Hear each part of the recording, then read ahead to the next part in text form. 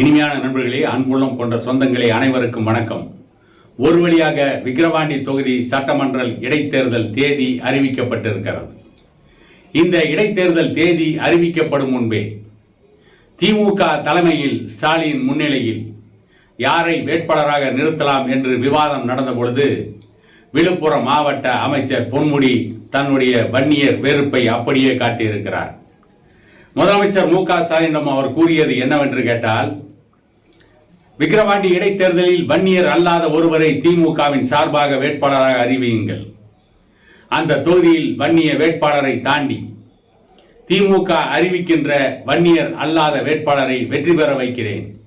அதற்கேற்றாற்போல் வன்னியர் இல்லாத ஒருவரை திமுகவில் வேட்பாளராக அறிவிக்க வேண்டும் என்று பொன்முடி தமிழக முதலமைச்சர் மு க ஸ்டாலினிடம் கேட்டதுடன் அவருடைய மகன் தெய்வ சிகாமணிக்கு அந்த விக்கிரவாண்டி இடைத்தேர்தல் தொகுதியிலே சீட் கேட்டிருக்கிறார். இன்றைக்கு அது மறுக்கப்பட்டிருக்கிறது, அது வேறு விஷயம்.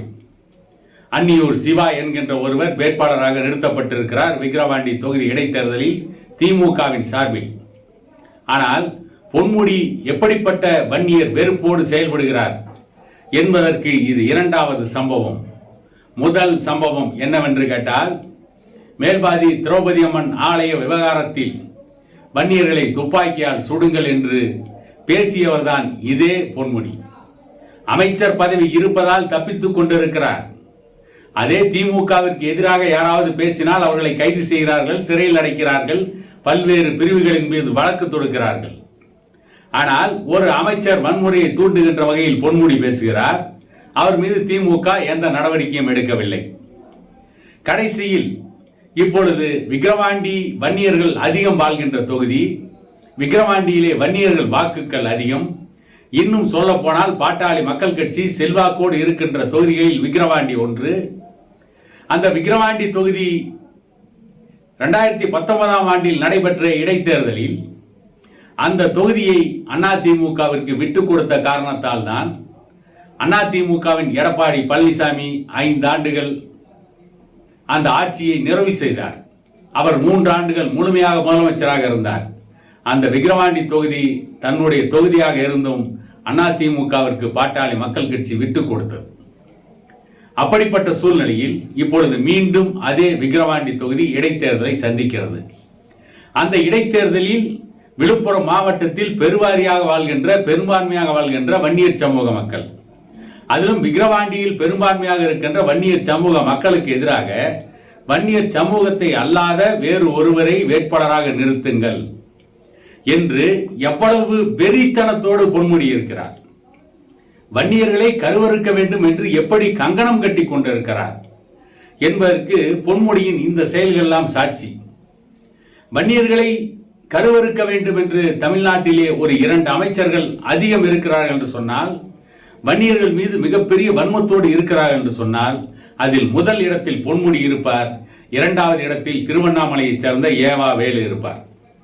இவர்கள் 2 பேரும் வன்னியர்கள் மீது மிகப்பெரிய வெறுப்போடு செயல்பட்டு கொண்டிருக்கிறார்கள். வட தமிழகத்தில் வன்னியர்களை அழித்து விட வேண்டும் என்று கங்கணம் கட்டி கொண்டிருக்கிறார்கள். ஆகவேதான் இந்த பொன்முடி விழுப்புரம் சட்டமன்ற தொகுதி இடைத்தேர்தலில் வன்னியர் அல்லாத ஒருவரை வேட்பாளராக நிறுத்துங்கள் என்று கேட்கிறார். அதே நேரத்தில் ஏற்கனவே அவருக்கு எதிராக செயல்பட்டுக் கொண்டிருந்த திமுகவின் அமைச்சர் செஞ்சி மஸ்தானிடமிருந்த மாவட்ட செயலாளர் பதவி பிடுங்கப்பட்டு விட்டது. அவர் மாவட்ட செயலாளர் நீக்கப்பட்டிருக்கிறார்.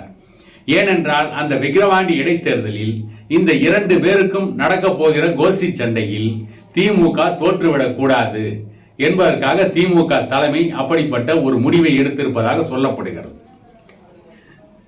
ஏற்கனவே விக்கிரவாண்டி தொகுதியின் சட்டமன்ற உறுப்பினராக இருந்த புகழேந்தி மாவட்ட செயலாளராகவும் இருந்தார். அவர் இறந்ததற்கு பிறகு அந்த மாவட்ட செயலாளர் பதவியும் காலியாக இருந்தது. அதை ஒரு வழியாக வன்னியர் சமூகத்தை சார்ந்த யாருக்கும் திமுகவில் கொடுத்துவிடக் கூடாது என்பதற்காகவே பொன்முடியின் மகனான தெய்வ சிகாமணிக்கு மாவட்ட செயலாளர் பொறுப்பை கொடுத்திருக்கிறார்கள். இதிலிருந்தே தெரிகிறது திமுக தலைமையும் வன்னியர் எதிர்ப்போடு இருக்கிறது. திமுக தலைமையும் வன்னியர்களை கருவறுக்க வேண்டும் என்றே திட்டமிடுகிறது.